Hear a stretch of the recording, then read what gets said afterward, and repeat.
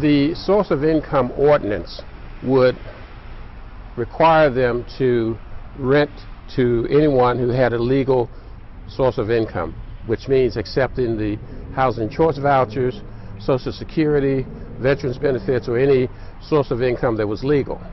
On the other hand, the recommendation may be other options, but either way, a landlord always has protection because they do criminal background checks, they have rules and regulations, and whoever rents will have to abide by those regulations, and they have the option to reject anyone that violates those rules.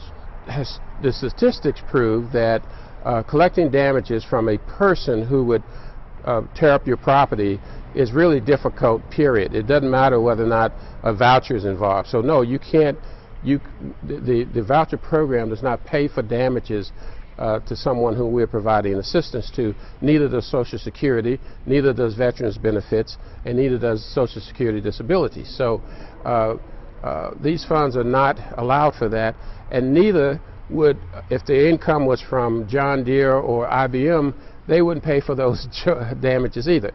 50% of the people work, and they have options, you know, to pay for those damages. But there's not enough damage. It's a concern, but the fact is that in the general population of apartment rentals, there's damage all the time, you know, just from somebody who's just, you know, not going to do the right thing, and there's no guarantee of collection from any source of income.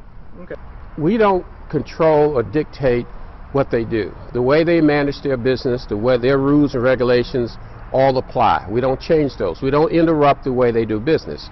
Because there's a voucher, we require more inspections to make sure that, so instead of a 5-year cycle, it's a 2-year cycle.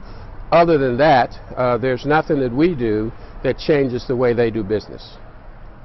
I think the majority of landlords don't have a problem with the voucher program. I mean, this is not a across-the-board issue. As long as the person behaves decently and is a good neighbor, there's no problems. It's guaranteed income in some cases. So, you know, there's some pushback from those who are concerned. They don't know. They're a little afraid of the project. They think they're going to be under some kind of government rule or regulation. But none of that is true, except that there's a responsibility that if you house people, then there are certain things that we're going to make sure from inspections of that nature. So that's really the biggest intrusion, if you will, is that we inspect the units more often than normal to make sure that these units are safe.